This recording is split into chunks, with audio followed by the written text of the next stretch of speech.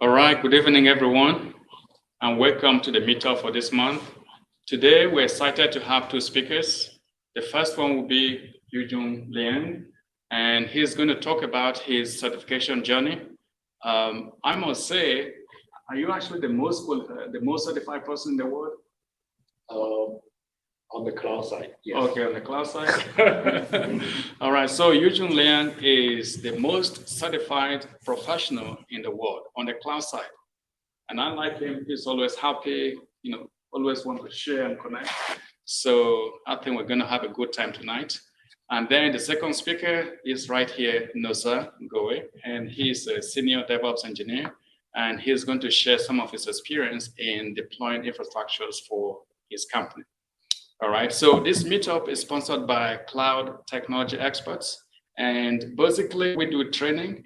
We provide DevOps training, Kubernetes, Docker, AWS, and all that. The courses are all recorded online. So if you want to learn online, you can also buy the courses, and they're very cheap. Okay. Also, our sponsor is improving, hosting us here, free pizzas, free everything we need, building everything. So these are the people that made this possible. The other person that coordinated the meetup with me, he's not here today. His name is Himansu Patel. But yeah, we're the two people coordinating this. I always say this is a community event. So please always make the effort to share something. If you're doing something at work, you want to share with your colleagues, please feel free to let me know, and then we'll schedule you to do the presentation. All right, so without wasting much time, I'm going to introduce Yujun to start the meetup presentation, and then after that, we'll have Nosa to come up here and do some presentation. All right, up to you. Thank you, Dr. Damien. Hi, everyone. Thanks, Kavish. Kavish and I used to work for Deloitte. So there's AIG. So thanks for coming. And we will become friends after this meetup. And if you need help to learn something new, or just simply please just follow me on LinkedIn and send me message. I will try to reply. So today, I'm going to talk about the Kubernetes learning journey. So how I learned Kubernetes by using some online courses. When I started learning, unfortunately, at that time, I didn't know Dr. Damien, so I used the other training material. So I think that's, if I know, I will try at that time. Okay, so my name is Yujun. Currently, I work for Accenture in the Accenture Google Cloud Business Group.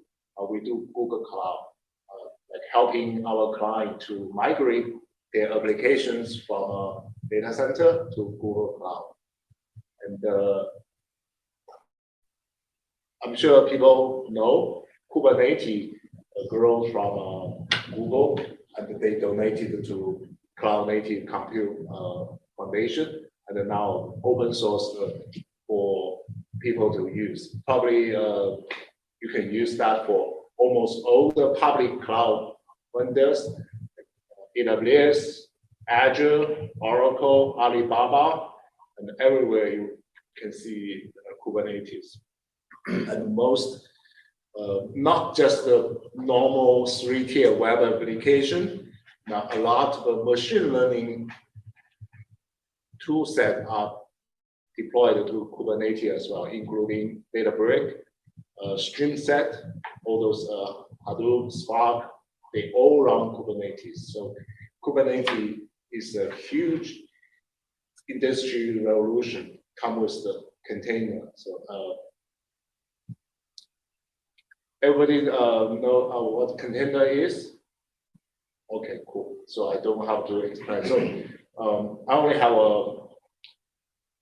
less than 30 minutes. So I will just talk how I learned. If you can see, that's the certifications from the Linux Foundation for Kubernetes. true for Linux. Linux is very important because Kubernetes is run on Linux. In order to understand all those kubectl command, you have to be familiar with Linux. Like their Linux utility actually IP table is used for proxy in some implementation. That's Linux utility. So Linux is very important for you to understand Kubernetes. Then the journey started in 2015. So that's almost 7 years ago. At that time, I know nothing about Kubernetes. I'm not good at the Linux because I used to be a Java developer. So I can do everything inside IntelliJ IDE. I never leave IntelliJ. That's how Java developer. I don't know. Right now, people still use IntelliJ or Eclipse, but at that time, that's how I used to do my work. Write a test, unit test, integration test, function test.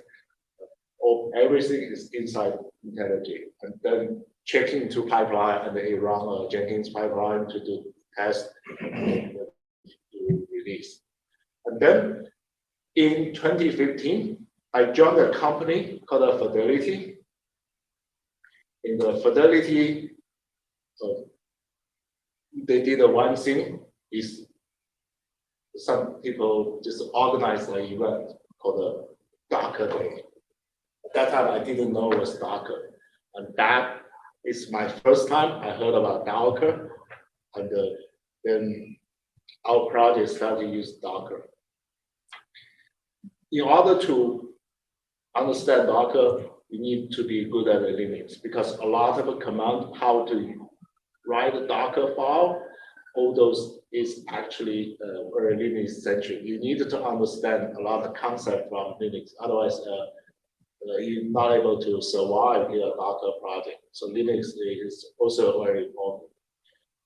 I struggled at that time, as I said, a Java developer, because Java application server abstract away those operating system intricacy. I didn't get much time to work on operating system while I was working on Java development.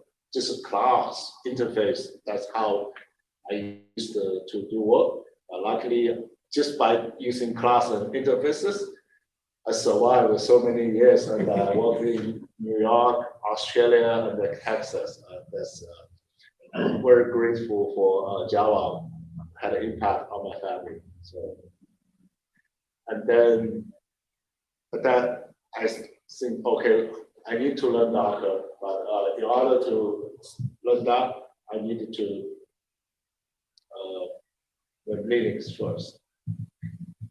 Then in the 2016, in the same time, like October, Fidelity also organized an event called Cloud Day.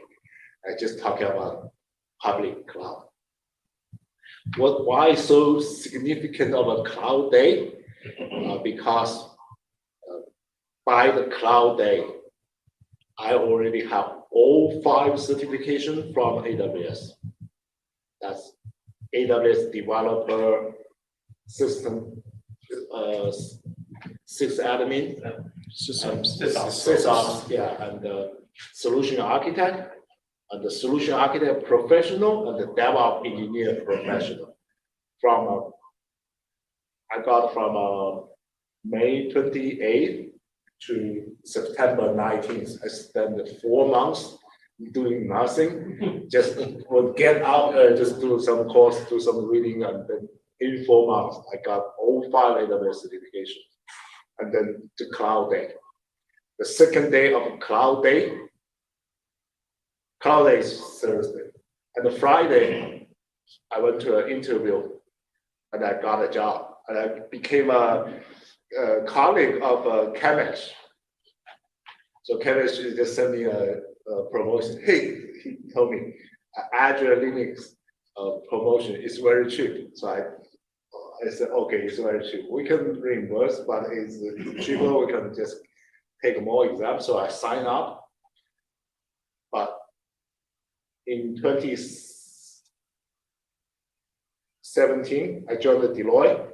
And then when I do that, I only got 35 on the Linux.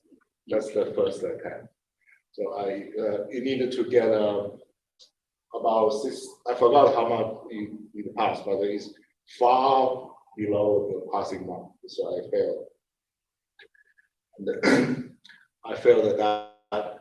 And in 2018, I signed up, and I even didn't try, so I didn't have time.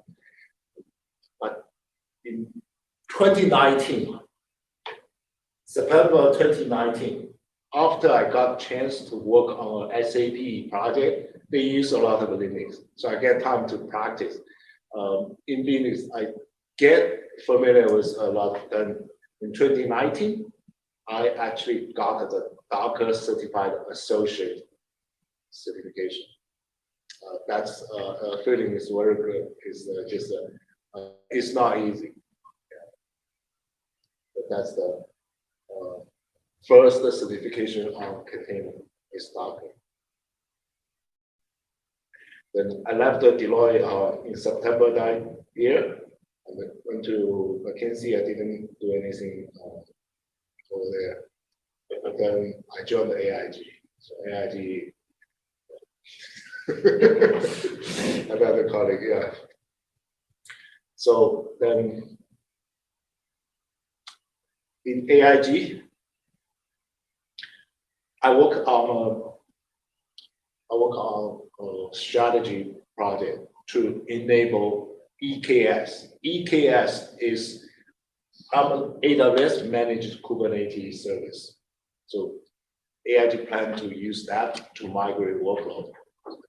I was the lead architect to do that.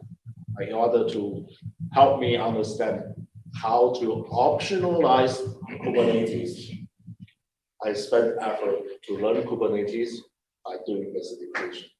So I got CKAD. CKAD actually is, and then after that, I finally got the Linux system administrator certification. Yeah. So you did reverse. Yeah. And then in December of 2020, I got the CKA. So CKA is more difficult than CKAD. So I got that. And after this, I just talk about journey, and then after that, I will briefly show how I learned this, because all these are hands-on exam. It's not multiple choices. So all those AWS certified solution architect DevOps, they are multiple choices. You just need to choose one from the 4 possible answers. But for this CKA, you actually need to log into a console to use the command to complete some task. And just in that 2 hours, you need to complete all those tasks. That could be a 1 week's job for some people in an organization. But that's just how condensed this exercise is. So I just feel so proud for being able to tackle this in 2 hours. Yeah, just Kamesh also got it, so he know what I'm talking about. He's not knocking. Yeah. Who got CKA certification? Okay, yeah. So you know what I'm talking about. I was actually one of the first people to take the exam. We took the beta exam before they made it public. Man, you are awesome. You did it better. Yeah, I couldn't do so early. I did it in year 2020. Because it takes time to learn this. Yeah, it's not like you can become an overnight expert. Yeah. So that's how much time I spent on learning Linux. Like from 2015, 16, I only became certified until 2020. So if you were to do it all over again, would you gotten Linux certified first and then gotten the rest? Does it make you think that we made it easier? Or at least done a training, right? Some training on it. The reason it takes me so long to get Linux certified because I don't really work on Linux on a daily basis. I'm an architect. I design things. All this is my spare time, like a hobby. I just use some practice to run the command and to figure out. So that's why it takes very long. If you work on Linux day-to-day basis, probably it takes less time for you to get certified on this.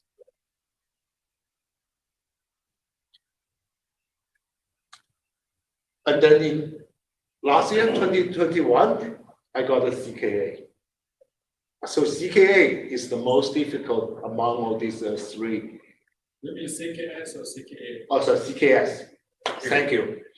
CKS, why is so difficult? Because they use a lot of tools outside the core Kubernetes. You have to know barcode, you have to know the CIS scan, all these tools take a lot of time to practice. Also, for CKA and CKAD, you only stay on one machine, and then you can do all the command on that one machine. But for CKS, you have to jump to different Linux boxes and remember which box you are and exit to your original. So that's require a lot of mental effort to track where you are. And also the exam is much harder than these two. So I can say for CKA and the CKAD, I passed both on my first attempt. I practice and feel ready and go attempt. But for CKS, it's interesting. I wasted the first attempt because the first time when I log on to the console, the cursor moved very slow. There's something wrong. I should tell the proctor.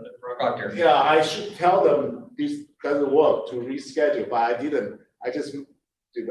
So I failed at that.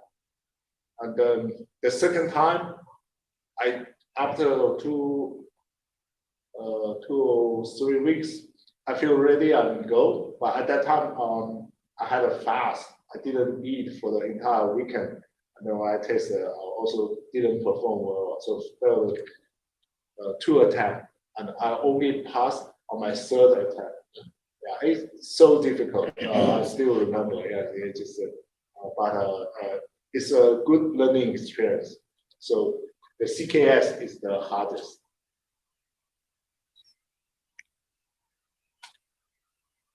Okay, then this project Calico is offered by Tegera, which is a CNI implementation. It's free. They have just free. Right now they have 4. I got 2. One is AWS Expert. One is just the normal one. And also I got a Rancher. Rancher is another Kubernetes service provider. They offer administrator for free. That's how I got these 3 out of 3. I also got it last year. Then last year, July, I joined Accenture. So in Accenture, started CKNA. This actually is different from the other 3. This is a multiple choices one. This is like an AWS solution. This tests you the concept. But this one, they just introduced recently. I forgot, but maybe last year. End of last year, I think. End of last year. Yeah. I'm just starting to see training come out for it. Yeah. And also they have another Linux associate. This is also multiple choices. We just you can select answer. So these 2 pretty easy. So if you don't have experience, probably these 2 can give you some rapid to help you to learn some concept. But if you really want to be able to work on Kubernetes, those hands-on certifications are really the one you want to tackle. Great question. Okay. Yeah. So you go all the way through like the hardest of the hardest, right? The security, right? What's the driving factor of going then and take like the fundamentals, multiple choice exam? You obviously know the material. Is it just because you want that extra badge, or like what's driving you? Like this means you read another book on the weekend that you could have probably done something else. Like what's the motivation there? Just So you're obsessed? Yeah, complete. Oh, to complete, I don't want to leave a hole there. So AWS actually released a very fundamental one called the Cloud Practitioner. Right.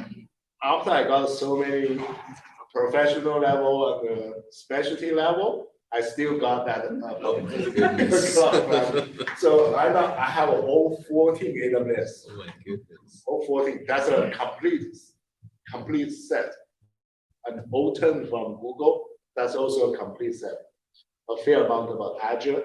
And I used to be fully certified on Alibaba, but they all expired. Well, speaking of expiring, do you intend renewing them? So I kept renewing AWS and Google. Okay. They still are current. Oh. For Azure, because it's free renewal, free research. So I have all the Azure current as well. So Oracle, I had some, it expired.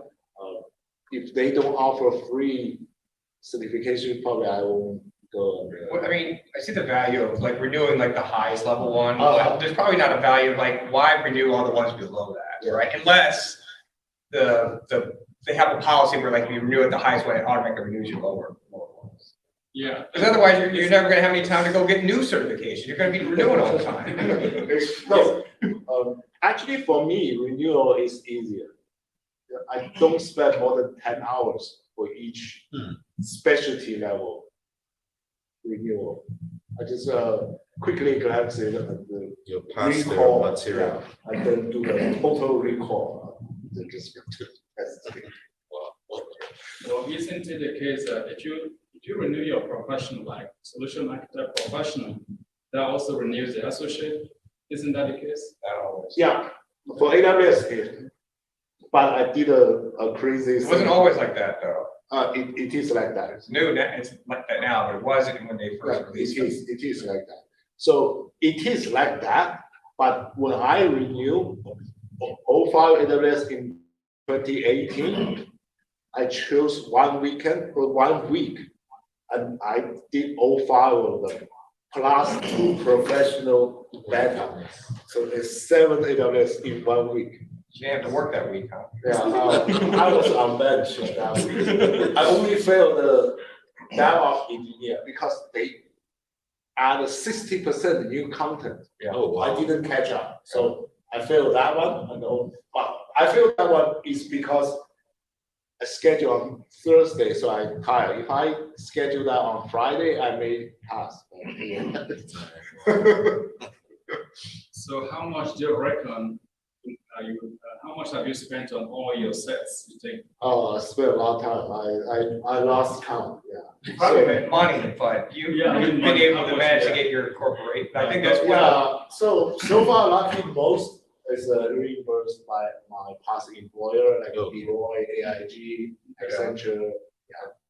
I think a lot of people, I was, until I finally said I got nothing to lose, asked.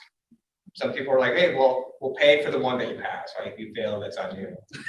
Right? A lot of corporations are like that. Bring us the passing report.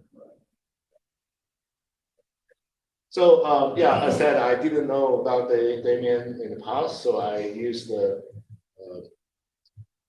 Udemy course. That's they have a training, like all the training, just like Eka Guru, they have a training. But what I use, they have this lightning lab. This lab is actually the real environment for you to. The sandbox. Yeah, exactly. So,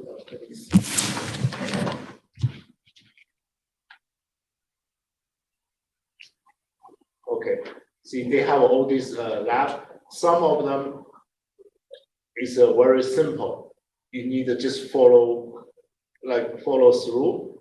If you don't know how to do it, you can use the tip or hint. They give hint. When I first do it, I will always use the hint just to practice. And then once I feel comfortable, then I will see they have this on the left. They ask you to do this, and then on this side, that's the real environment. You need to do something. And I'll see they have hint. So at the beginning, I will use this hint. But once when I became familiar, I will not. I will stop using hint. And also, this lab, you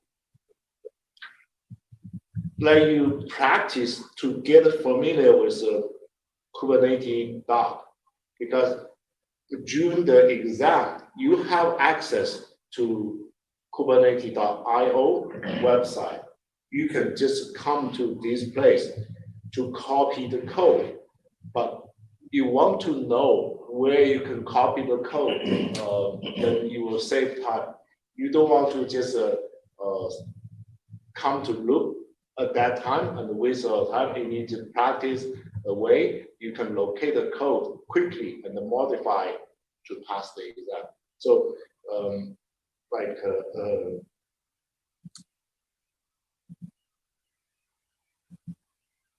see, like you can just copy this code and modify and run it. That's how you do during the exam. But at that time, if you're familiar with the documentation, you know where to find those.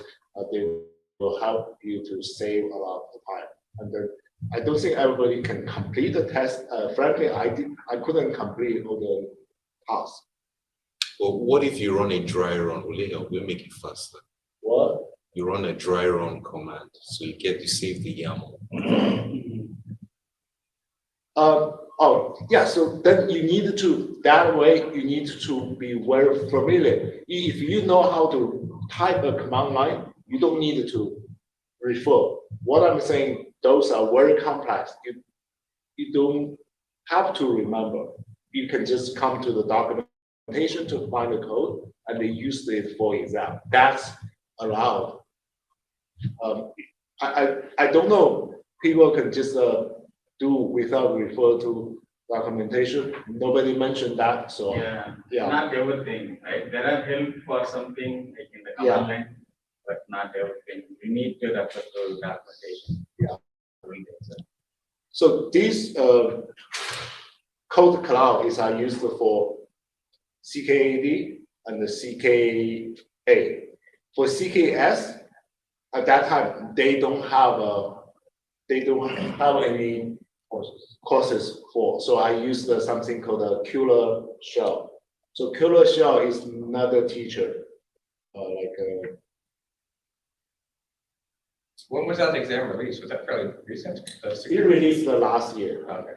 But I still purchased because I want to that for the research. Right. So like this, CKS. So the teacher's name is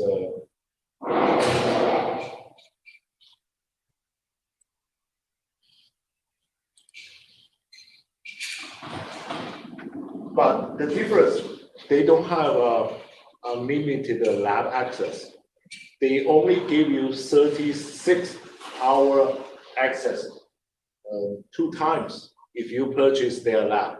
So you have to purchase their lab, practice before the exam time, because the lab only valid for 36 hours. In that 36 hours, you can just do as many times as you want. So you can do and practice, and when you get really ready, you go to test. But after 36 hours, you lose access. That's the how this, but it's still good. I didn't do this for the other two. I only did that for CKS because Code Cloud didn't have CKS at that time. So like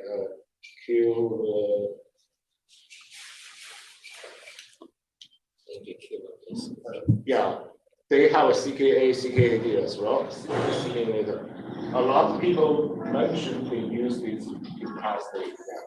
If you were to start for any of the exams, you have free access to this.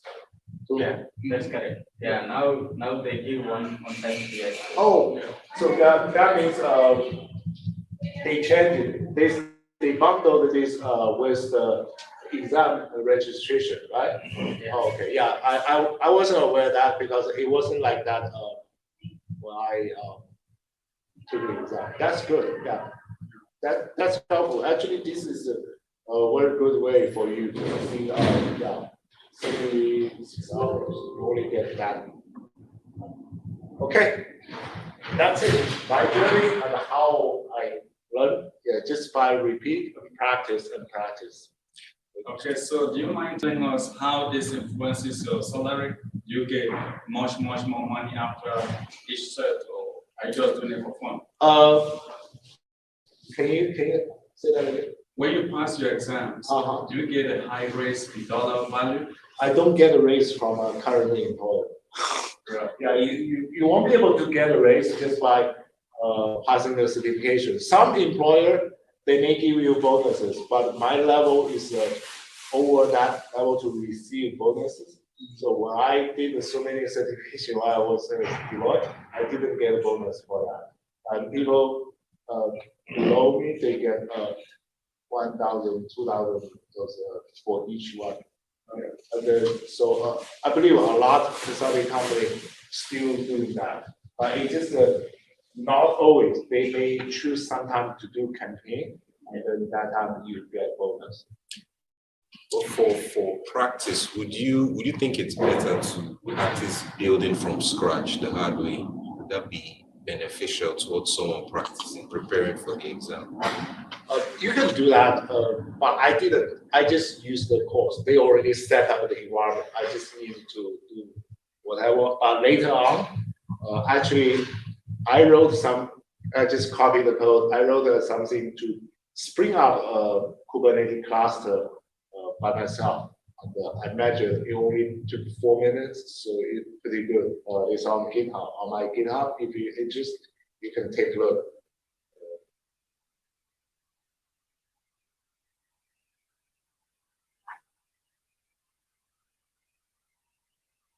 I use a multi-pass.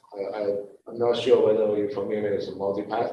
Multi-pass is a utility allow you to spin up Ubuntu VM on other laptop. Like I can use a multi-pass to spin up a Ubuntu VM on MacBook.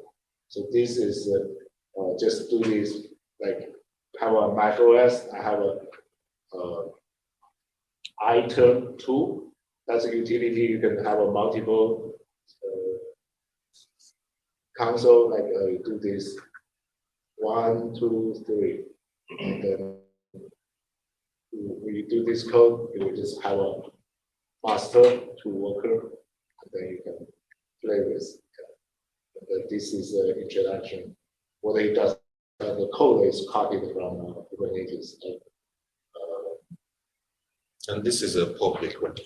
This is public. It's on GitHub. GitHub. It's public on GitHub, that's all. Yeah, this is available on GitHub. This is like only did to 16 months ago. I haven't modified it to now it's 124 already, right?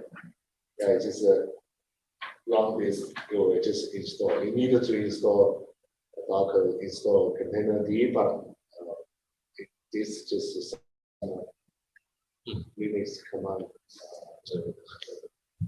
So this is the copy from Kubernetes documentation. I think you should talk about, you wrote a post about this, and this is what got me motivated. What? Well, I'm gonna get to it. You wrote a post about, like how you actually found the time to do this. Because I guarantee there's people who are like, how did you have enough time to knock 19 out in a year? Because everyone's gonna think the same way I did. Well, I gotta go to work. I got my wife, you might have your kids, right? You got softball or daycare, you got the dog. Like, you wrote a really great post that got me like thinking like, hey, there's time out there, right? We don't have this time that we think we're really spending. I think you should talk about that a little bit. Okay, maybe some other time. I think we need to do other. There's one more. If you want, you can maybe talk about that in 5 minutes or so. Can you just repeat your question? Yeah, you can just summarize. You talked about your post of like, and someone mentioned, I think that's what made you write, was that where'd you find the time to even, go through the study materials, right? Because there's a lot of time involved in getting these certifications, and you've done a lot, and just you're averaging like 19, 20 a year, I think I counted. Yeah, I wrote a LinkedIn article about that. Like, if you come to my LinkedIn profile.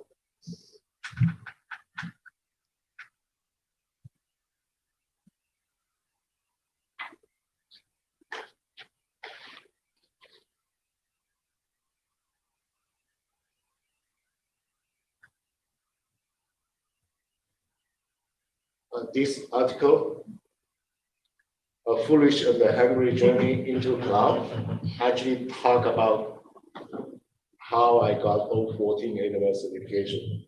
And I mentioned how I leverage time, how I use the morning, night, and the weekend, what I did. Yeah, I was very motivating. I wanted you to point it out. I canceled Netflix. I made a post and I referenced this. How many hours, and I'm sure someone's, Breaking Bad, right? I think I used that example. How many people watch all Breaking Bad? Or pick any of your favorite TV show, right? How many hours do you think Breaking Bad was? House of Cards. 60 hours. Yeah. It was over 60 hours. Yeah. The 8 O'Clock Guru was 49 hours to go through the course, right? And yeah, again, it's not the same entertainment value, but I just finished watching Breaking Bad. Jesse making meth isn't gonna make any value in my life versus me watching, some form, whatever training is your cup of tea. So a lot of people mentioned this article is very inspiring. So probably can take a look after this meeting. And you don't have to complete all, because only the first 1/3 is the rest. It just repeat. It's just like I have 10 years experience on Java. But actually, what that means, I have a 1 year of Java experience, and I repeat it 10 times. Yeah. So. How do you when you go to the client sites, right? Do they normally, people look at your LinkedIn profile as to who's coming or whatever, right? So what sort of after doing all of this certifications, right? Do you get the respect with the other solution architects, because in solution architects, you know what I mean? I know everything kind of attitude. It depends. It depends. Some of them, you go out. Some people, especially in the industry, not every manager likes certification. So will that be really helpful? I don't know. But right now, I just let me show you something.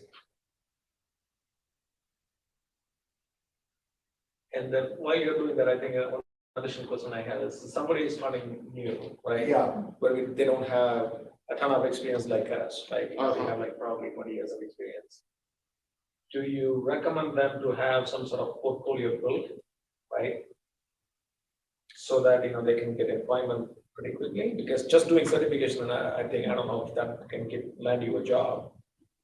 So what sort of recommendations do you normally provide to young people, right?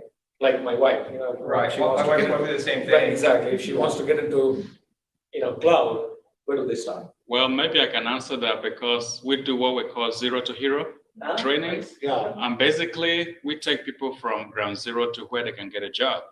We start them on Linux, like you mentioned, all this runs on Linux these days. So you need to have some fundamental knowledge of Linux. Yeah. So we take them through LPI, I don't know, Linux Professional Institute. They have a certification called Linux Essentials. So we take them through that curriculum. And once they finish that, we take them on Solution Architect, AWS Solution Architect Associate. So while they are doing it, we have projects for them to go through. So by the time they finish, they already have a portfolio of skills. And then with that, they're able to get a job. Most of them, from experience, they're able to get a support job that starts with 80,000 with all the other benefits. So I don't think that's bad for someone who is just coming into the IT field. And again, it depends on, how curious they are, how much they're able to take in. We do it for 2-3 months. Okay, 2-3 months. Some finish it much earlier, but on average, we would say 2-3 months is enough for them to. Every day that you do, or? We do evenings like 6 to 9 p.m. and every other day. So if we meet on Monday, Tuesdays for them to practice. You do that on-prem? Exactly. Then we come again Wednesday, Thursday, we repeat like that. So yeah, he's asking, do you do on-prem here or like what do you do? Is that all online or is it on here? Like, online. Online. They can join online, yeah. To answer your question, right now, I just put this, when I turn on radio, that's how people can. Oh, wow. Okay. For your answer. Is that your personal? There's always office? an entry level, That's- right? We all started somewhere, right? I did help desk, right? I don't think that's any different than cloud architect or developer, right? There's always that, you gotta find that employer that's willing to, hey, you've proven that you know your stuff and now you're gonna get real world experience. There's that entry level. And then from there, once the first person takes opportunity on you, then I feel like the floodgates open, right? And then it's based on you, how far you want to go up the ladder, Exactly. right? Yeah. So I'm doing that Again, right now. from my experience, it will look like I'm selling the course, but the current market in the US, if you have this knowledge, there's no problem finding a job. Yeah. The only challenge is, are they willing to stay on it? The motivation. Exactly. If they have the motivation to go through the training and do the exercises and get the certifications like maybe the AWS Solution Architect, jobs are not difficult at all. Yeah. The pandemic accelerated the demand for automations, and Exactly. so a lot of companies are trying to revamp. Just to put it in perspective, my friend just got hired at Microsoft, okay? Mhm. When he interviewed, the recruiter told him he was looking for 80 cloud architects, Right. right? Mhm. He just had another happy hour. And Microsoft has their VDI, right? The remote test help, right? That's competing against Citrix and all that, including against the product that I sell. They were looking for another 60. Right. Right? They cannot, we're probably looking at a recession, but I feel what we're happening here in Texas Mhm. and what's happening with the tech, they can't find enough people No. to fill the spots that are available out there. Yeah. And That's true.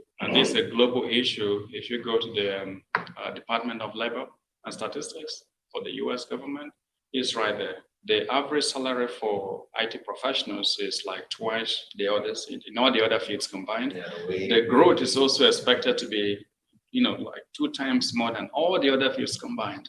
So it's crazy. But it's also driven because you have old industries that are also moving. For example, with the pandemic, you had the shift to like DocuSign, which DocuSign wasn't as popular prior, and e-notary, and all of this was then signed into law. So now you have actual needs that weren't necessarily there prior to this pandemic. Yeah. So there are different factors. Think about your basic grocery store. Look how many, when we got hit COVID, all those grocery stores that you literally just went to the grocery store and bought your stuff in the cart, checked out. There's multiple companies that have success stories where it was Target and Walmart and Kroger and Tom Thumb. They had to figure out real quick, how do we do delivery? Or how do we do pickup? They didn't have that infrastructure, and that's all based on applications that are running containers and your Java apps. Yeah. Container pipelines. And that hasn't slowed down since then. We changed for good, right? Yeah. No one, the whole in-store pickup, that's not going away. It should be a work from home models. Oh, yeah, that's the other option, Yeah, it's right? gonna be around. And there's jobs that you have to be in person. My wife is leaving the medical industry to go and start learning the program. Literally this week, she quit her job yesterday. Tomorrow's her last day. Oh. Right? And she's like, because she sees that I've been in the tech field and the benefits, the opportunities, the work from home, and the growth factor. Whereas she was in a dead-end job. She has a PhD and she's in a dead-end job making less money than your entry level, help desk to support Students, yeah. person. Yeah. Awesome. All right. Thank you. Thanks, Yujun. All right. So now. Do a selfish plug about your group, your kingdom. All right, so our next speaker is going to be Nosa, who is going to share his experience on some of his DevOps projects. So if you share your screen, then I can add you to the stream.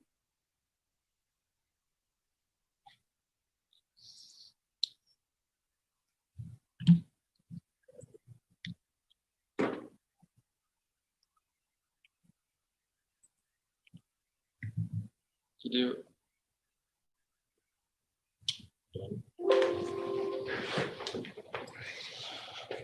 Need to find it.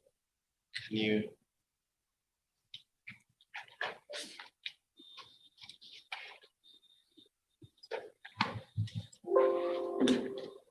All right.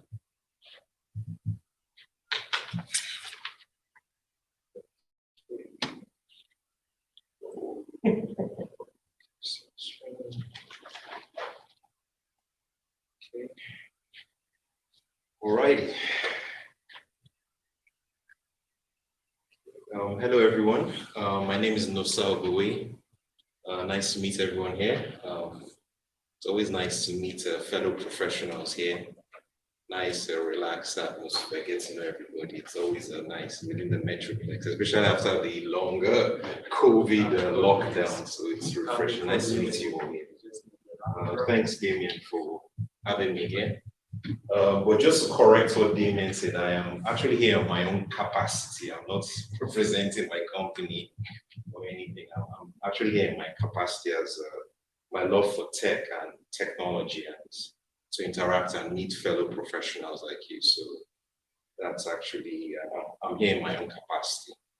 So just to correct that. And just a disclaimer as well, don't take what I say as fact. You can always verify. I have industry experience, but it's also good you can also question some of my concepts. You understand what I'm saying? I don't take what I say as fact, so to speak. So that's where I am. So yeah, without wasting much time, what we're talking about is who has used the AWS pipeline tools here? Code build, code deploy. Anyway. So so my motivation for this topic, to win the book. My motivation for this topic is actually for the literature. Actually, literature out there doesn't have much on AWS pipeline tools. So recently I dabbled on it and I was like, they don't really have much AWS pipeline tooling. Yeah. So I was like, why don't I explore this and talk about it? Since there's not much literature out there regarding it. Then usually whatever I do, I always like to start from the why. Whatever I do, I always like to start from first principles. Why? There are a lot of concepts and more of methodologies out there. But it's always good to start with the why. How did CI/CD come about? How did the continuous deployment come about? How did DevOps? Yeah. So my research actually found out that DevOps, the frameworks, the standards, they were inspired from lean management. So you ask yourself, what is lean management?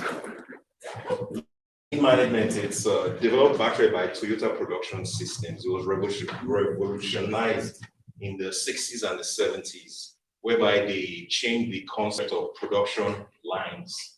They manage complex production lines, and they introduced specialization, whereby you can specialize, you can manage complexity, you can break a complex situation into sub-components, whereby each different team, they are specialized. And they introduce the concept of fail-safe, whereby before a process jumps to the other, if there's a fail-safe mechanism, whereby if it doesn't work out, it fails. So those were revolutionary at the time. And a lot of companies have adopted those type of processes in their systems. So a lot of DevOps methodologies also got their inspiration from it, and a lot of things like that as well. So this is actually the framework we're talking about. And most of the concepts, we all know them, like system design, scientific method, using your hypothesis to check and inspect, and continuous improvement. Go with a hunch and investigate to draw conclusions, things like that, continuous improvement. And their goal was to like to reduce their time to market, produce, like just like DevOps, you're shipping out products fast, your features and the rest. So that was the goal of lean management. And there are a lot of concepts here that we're all used to. Maybe like just in time, like maybe sometimes with the Metroplex, there are a lot of construction going on. Maybe sometimes when I'm driving, I see like a truck, they have a bridge, the beam. And what's going on is that contractor is supplying that beam to that construction site. So that beam is needed at that project stage of that construction going on. So that contractor is actually going to supply that beam. So that contractor, they specialize, they've done their tests, they've done their structural tests and what have you. So they're just going to deploy that at that site. So everything is just in time, it's packaged. I know, in fact, the pandemic exposed a lot of companies, but they are reliant on that. You heard of the baby formula shortage for the cars, the chips, and all that. So, you expose how a lot of companies are reliant on that. A lot of companies even take it for, they now have like international supply chains. That's what the pandemic exposed as well.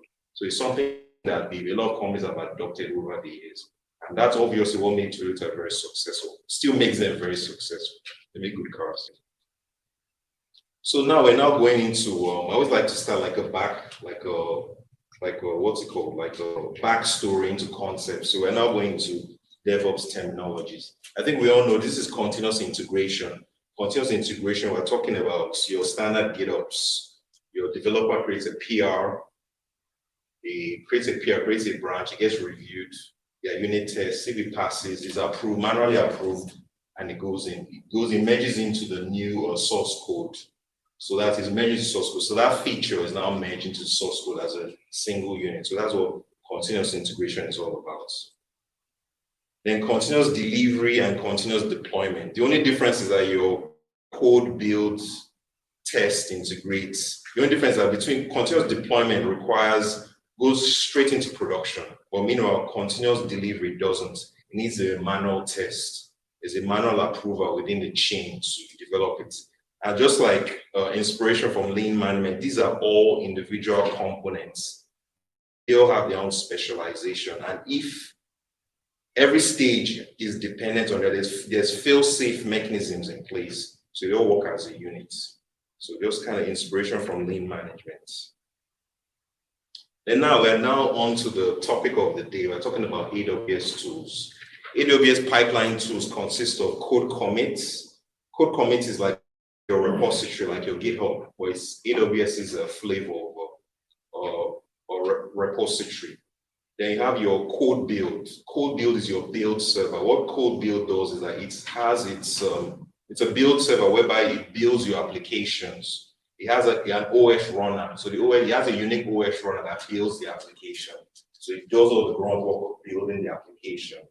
Then code deploy. Code deploy works at the application layer, like it's meant to deploy applications, like your revision change. So what code deploy does, it operates at the application layer, it makes revisions to your applications, and your feature changes are automatically passed around. Then a code pipeline. Code pipeline is like a puppet master in between these three fellows here. So what code pipeline does is it strings these three fellows about, connects them and makes them work as a unit. They are more or less like strange bedfellows working together as a unit. And just like inspiration from lean management, they have their own unique roles to play, and they're specialized in their roles they play. And they also have fail-safe mechanisms such that if anything goes wrong, they fail, so they don't affect the entire pipeline. And as a result, the final infrastructure is the infra that is developed. So whatever happens, whatever revision changes are made, is reflected in the infra that is over here. So that's in a nutshell what exactly we have, what we define as AWS pipelines. AWS pipeline tools. And this is a more detailed infra diagram. So it's what we have here is we have an R application. So the R stage one is that R application is pushed, like a developer pushes his code, his feature change. The feature change is passed to the repo. So what happens is that within code build has a unique YAML, it's called build spec. This contains the instructions needed to build the infrastructure. So what happens is that this build spec is then passed to code build. Then with the instructions is received, it then builds the infrastructure. So so when it builds the infrastructure, the output artifact, in our case of this diagram, by the way, this is an ECS cluster. ECS cluster is AWS is a cluster orchestration. Basically, what happens is that it's without the bells and whistles of a Kubernetes cluster. It's just a plain vanilla ECS container orchestration. It's AWS's unique container orchestration setup. So basically, what this diagram is doing is showing how you send revision change to an ECS cluster using AWS tools. So within here, for code build, then builds it. It then sends the outputs. It then builds it and sends a revised image to Docker Hub. So Docker Hub, within Docker Hub, so it then sends the builds modified image, the builds image, sends it to Docker Hub, obviously as latest. So it's deposited at Docker Hub. Then the output artifact is passed to this unique bucket. It's called a code build artifact bucket. These are S3 buckets. So what happens is that from the S3 bucket, code deploy then runs, and then picks the information, then goes in and looks for the AppSpec file. The AppSpec YAML file is a logic that code deploy uses to deploy its infrastructure. It contains a JSON of the task definition and a JSON of the image that it will render. So once you receive that, it gets the information in it. It then sends an API call. It's called a task revision call. It sends an API call to these three containers. They work as is a maximum of three. So they are situated in front of a load balancer. So the revision change happens. That's what's depicted by this chain right here. So it happens, so it's then depicted, and the task definitions are revised. So what happens here is that once the revision is passed across, this end user then when he refreshes his mobile phone, he then receives the updated change. So at the end of the day, within a few minutes, this developer receives the updated feature change. This user then consumes the feature change that this developer has pushed. So in a nutshell, this is like a detailed diagram of what happens on that road for the infra, the setup. Anyone has do you have any questions? I feel I've just been talking. Any questions? Okay, so this is our demo time. Basically, this is an ECS cluster, and I have my English Premier, I'm a football soccer fan, by the way, so I have an English Premier League app. This is the table of the last season. So basically what this is an R app, and it shows the league table of the last season that just ended. And it's stored in this ECS cluster. And the images are stored in Docker Hub. So what we're going to do, the goal of this demo is to simulate a feature change such that my Premier League app using AWS pipeline tools can simulate a feature change so that the changes will be reflected on the app. So that's the goal of this demo. But meanwhile, let me show you my app. So this is the English Premier League app. It's stored. This is the load balancer DNS is stored here. So this is basically the app. So this is it. Then let's go to our pipeline. This is our pipeline. Like I said, this is the source. This is the source stage. This is the build. This is deploy. Yeah, it's a three-stage pipeline. And this is the pipeline. The code pipeline, like I said, is a puppet master stringing these three string bed feathers together to perform a task. So this is basically it. So right now, let us try and simulate a change. And by the way, all this infrastructure is deployed through Terraform. in line with best practice. He has to be stateful and idempotent in line with best practice. So I use Terraform for that. So let me go to my R code. So what we're going to do, we're going to simulate a change. So let's look for low-hanging fruits. We just change some wording. So let's see. We can see.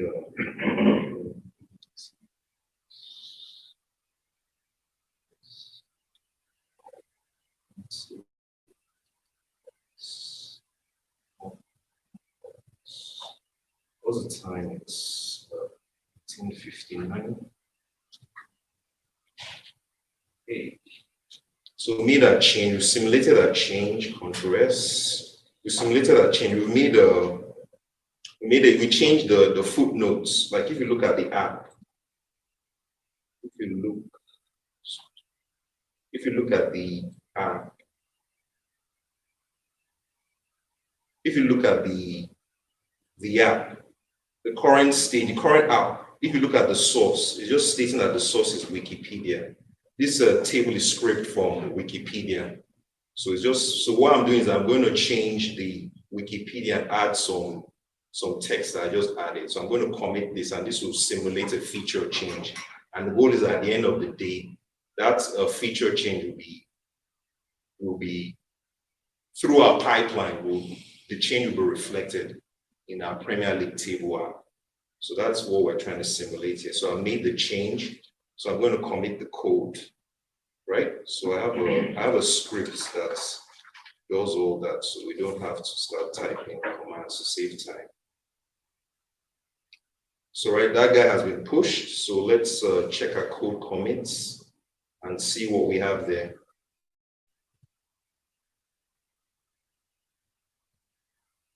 Let's go to our code commits. Let's go to our code commits.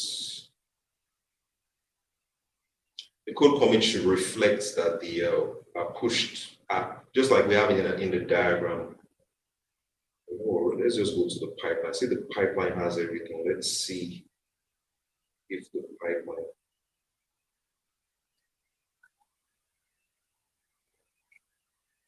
Let's refresh.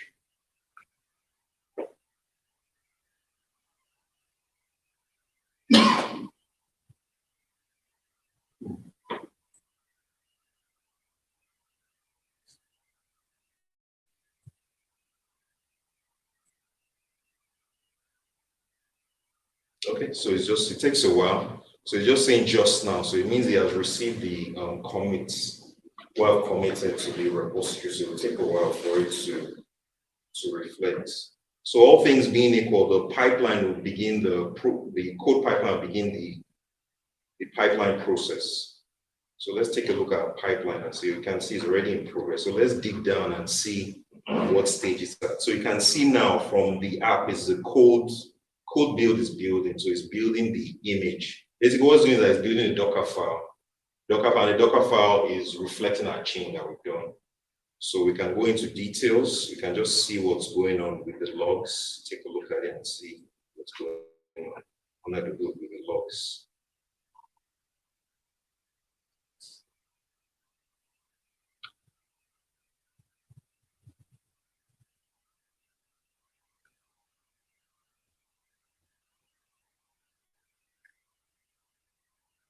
Okay. So it's so you can see it's obviously this standard Docker build up. It's building the logs and it's doing what it has to do. So so let's see. Let's just take a look at a pipeline again and see how a code pipeline is stringing all these strange bedfellows together to act as a unit and make our feature change. So far code build. So far what we have in our pipeline structure, the source is okay. So where we are now at the build stage, just like in the diagram, we're at the build stage right now. So it's still progressing, still building. So meanwhile, while we wait for it, let's go back to the slide. Let's try and the goal is at the end of the day, we should see the feature change at the source, the footnote of the EPL table. So now What are the pros of using AWS's CI/CD tools? For what I observe, it provides opportunity for AWS product lock-in. Let's say you have a client and they're like, we have auditors, they're like, no, we need only AWS tools. I know AWS, they have a government account. I think they have a government account. So maybe they're like, no, we only need AWS products. So it provides you the opportunity for AWS product vendor lock-in. Well, technically, I use Terraform, though, at least will provide the opportunity for AWS product lock-in. And it provides the opportunity to automate between AWS products and services. Like I always say that AWS is like a buffet of services. You know, you can take whatever you want, you can mix and match whatever you want. It depends on the solution, depends on the use case. So it provides the opportunity. And it provides the opportunity to use each of the AWS pipeline tools individually. Because don't forget, you can use code build. Let's say you have a product, you just need to build. You could take advantage of code build, or you want to deploy a revision change for an application. You could use code pipeline. So you can use each of those individual tools individually. You don't need to use them as a unit.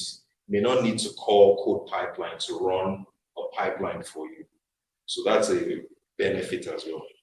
And it provides opportunity to have deployment projects with other CI/CD tools, because you could integrate Jenkins with code build, you could integrate GitHub Actions with some of these tools. Depends on your use case, depends on what you're doing, depends on how creative the architect is and what they're trying to do.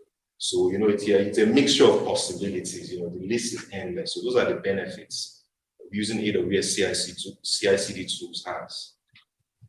So let's talk about the cons. It's a steep learning curve, because in our process, we wanted to just make a change, and you have to like build up a build spec YAML, you have to build an app spec YAML, you have to get buckets.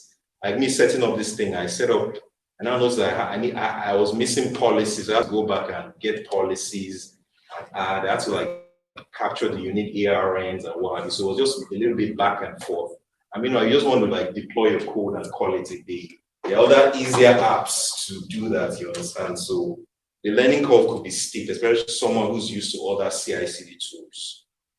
And another con is that implementation varies across various AWS products. Because what I noticed is that the way you implement like app deploy for an EC2 instance is different from AWS Lambda, it's different from ECS.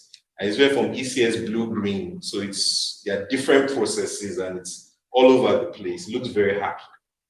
So it's so like what I said, it's a very complicated deployment process just for a simple deployment. And like I mentioned earlier, the deployment is not stateful or idempotent, in line with best practice. And I mentioned that best results are only for AWS Lambda, ECS, and EC2. You could do EKS, but that's a long shot.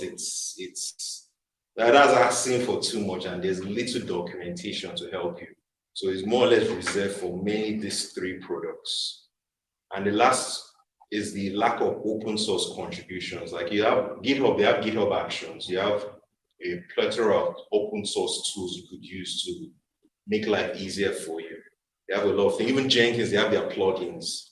So you can load open source options to use. But over here, yeah, on your own, you don't really have too many options to use. So, and limited documentation. The documentation is kind of dated, about 2 years, I think 2 years, maybe like 2019, 2020. There's nothing recent regarding that. So that's just it. So let's go back and check on our app. Let's see what our pipeline is doing.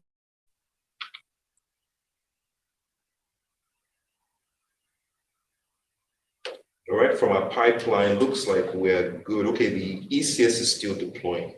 So let's see what's going on with ECS. Let's refresh our page. Let's make sure we're getting the latest and greatest updates. So from what we have here, it looks like all these guys are okay.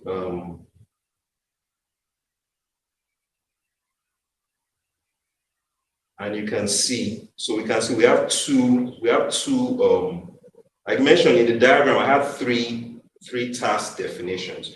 So look at the timestamp. This is 8 o'clock. This is around what we have here. So this is latest, this is ready.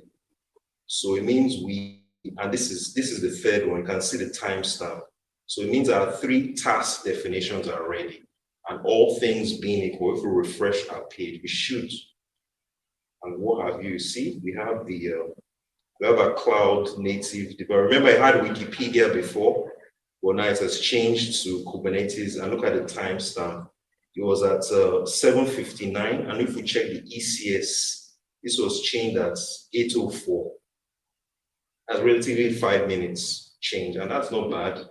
So basically, we've achieved the goal of our demo. We simulated a feature change, and in our Premier League app, it reflected going through our pipeline, utilizing AWS's pipeline tools as a unit. So we achieved the goal of our demo.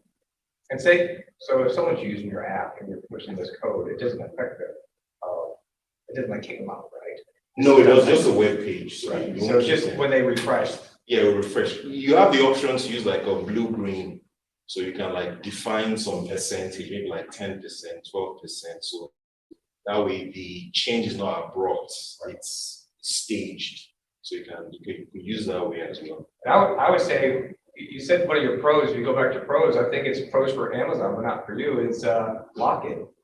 AWS product lock-in, meaning you're stuck on Amazon. You're not taking this and moving it to Azure, right? Yeah. So I mean, this sounds like, hey, if you're Amazon, yeah, that's great for you. Yeah, You're that's an Amazon sales guy, but. So you'll have like issues with healthcare and security in that end. And healthcare does have that because you have the HIPAA and you have everything else in it. So they would actually lock you into one service, into one provider. And so does government if you try to do government cloud work. That's actually why you have that. And even if you're in the UK, I think UK, they have their own data, they have their data platform. I forgot what it's called. They have their unique data protection. Yeah, because they have to go through stringent policy in order to be able to get certified through the different entities, and they can prove that. So that's when you'll go ahead and do it. And there are people that do like that a lot, but it's mainly in those kind of healthcare or government work.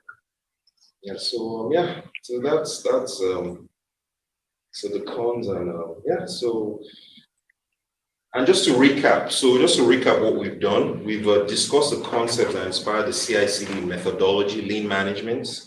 We discussed and explained AWS's implementation of the CI/CD process, detailing its products and services. And with a demo, we try to tie all the concepts in a practical, meaningful way.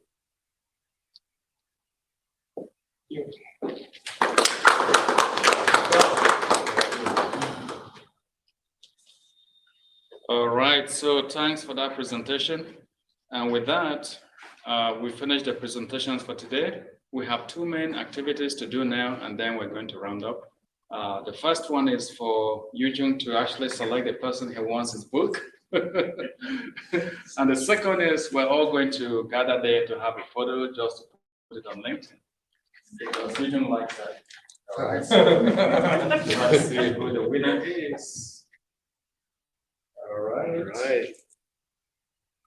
Let's open that quickly. See who wins the book.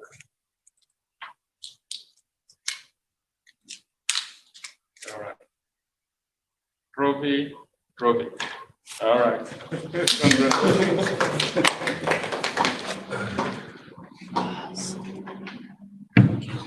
Thank you. Welcome. And then I think we can go over there to have a photo. Let me stop the stream and then we can do it. Do we have people? Oh, yeah, we can take, move these away. So.